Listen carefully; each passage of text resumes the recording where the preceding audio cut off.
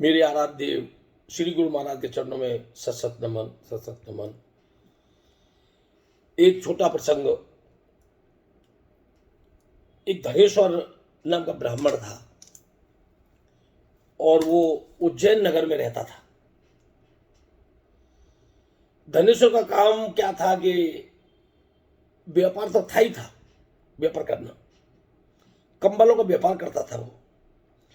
परंतु जितने पापी के ऐब होते हैं, जितने के पाप कर्म होते हैं, वो सारे उसमें थे। जुआरी वो था, शराबी वो था, वैश्यागामी वो था, झूठ बोलने वाला वो था।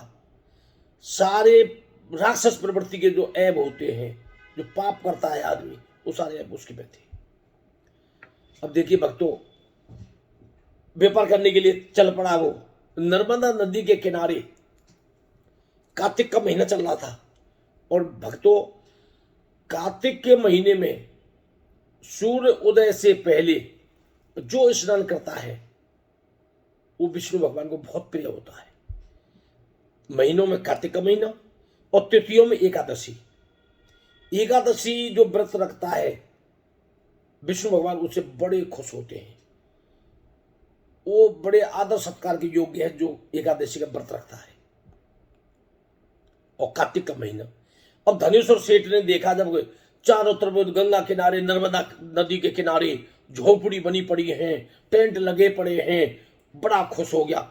उससे सोचा भाई अब तो यहीं मेरा व्यापार चलेगा। कंबलों से भरी पोती जो भी थी उसके पास में, सारी वही जाके एक झोपड़ी उसने भी ले ली। अब डेली वही व्यापार करे। और भक्तों, कार्तिक के महीने में प्रतिदिन कथा होती है, कथा करते हैं, गंगा स्नान करते हैं, हवन करते हैं, सारी चीजों को वो भी देखता रहा। धनेश्वर जो ब्राह्मण था वो भी सारी चीजों को देखता रहा कि भाई कैसे क्या करते हैं। व्यापार तो साथ साथ में करता ही रहा। परंतु भक्तों, 20-25 दिन उसने वो चमत्कार देखा।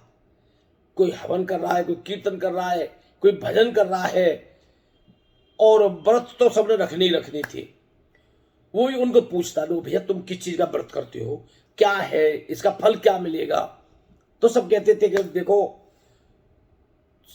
फल की तो बात की चिंता आप करना, परंतु ये इतना बढ़िया व्रत है, इतना बढ़िया महीना है कार्तिक का महीना, इसके बराबर कोई महीना भी महत्व नहीं रखता।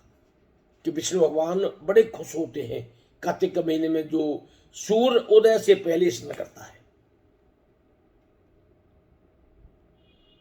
धनेश्वर भी वही जम गया।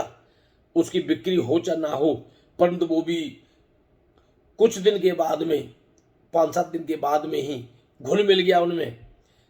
और कभी उनके साथ गंगा स्नान करने जा रहा है, कभी कीर्तन में शामिल हो रहा है, कभी हवन में उनके शामिल हो रहा है। तो वो भी उनके साथ ऐसे ही करता रहा जैसे वो करते रहे। अब भक्तों, पूर्णमासी आई। तो पूर्णमासी जैसे ही आई तो रात को उसको काले सर्प ने डस लिया। श्री राम। तो काले सर्प ने डस लिया उसको। काले सर्प ने डस लिया तो अंततः वो मृत्यु को प्राप्त हो गया। और देखिए भक्तों, जो साथ में 10 दिन, 15 दिन, 20 दिन वो धनेश्वर उनके साथ रहा भक्तों की, तो एक प्यार तो हो ही जाता है। और भगत बड़े धार्मिक प्रवृत्ति के होते हैं, किसी का दुख वो सहन नहीं कर सकते। अब जैसे उनको काला सर्प खा गया तो कोई गंगा जल लेके आ रहा है, कोई तुलसी के पत्ते उसके मुंह में डाल रहा है, कोई ओम नमो नारायण कर रहा है, ओ गंगा मैया की जय, गंगा मैया बचाना इसको। जब वो चला गया तो महाराज इसको बैकुंठ धाम देना, सब भक्त प्रार्थना करने लगे। और अगर भक्त सच्चे मन से, सच्चे हृदय से, सच्चे भाव से प्रार्थना करता है तो भगवान को स्वीकार करना ही पड़ता है उसको। अब देखिए भक्तों, पूरी उम्र उसने घोर पाप किए। जुआरी वो, शराबी वो, वैश्यागामी वो, झूठ बोलने वाला वो, सारे ऐब उसमें थे। अब धर्मराज के पास पहुंचा और चित्रगुप्त के पास में तो सारा लेखा जोखा होता ही है भक्तों, क्योंकि एक शरीर हमारा यहीं रह जाता है और सूक्ष्म शरीर आत्मा सहित यमराज के पास पहुंचता है। जैसे वो नरक में भेजता है, नरक में जिस टाइप से दंड देता है उस हिसाब से सूक्ष्म शरीर को छोटा बड़ा कर लेता है यमराज। अब चित्रगुप्त को पूछा यमराज जी ने कि महाराज इसका पूछो धनेश्वर का क्या अकाउंट है, लेखा जोखा क्या है। उन्होंने कहा महाराज इसने जिंदगी भर घोर पाप किए हैं, इसलिए नरक भोगने के योग्य है। अब उसको महाकुंभीपाक नरक में ले जा गया धनेश्वर को। अब उसमें तेल के कढ़ाई थे, गर्म हो रहे थे, उबल रहा था तेल उनमें, और धनेश्वर को पटक दिया उसी में कढ़ाई में। अब देखिए भगवान विष्णु भगवान का चमत्कार, जो तेल उबल रहा था वो ठंडा हो गया।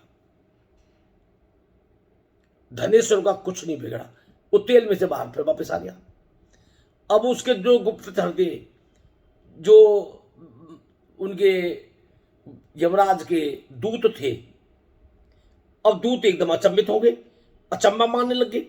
वो दौड़ के आए यमराज के पास, महाराज ये तो बहुत वो हो गया, एकदम अचंबे वाली बात हो गई। वन की क्या हो गया?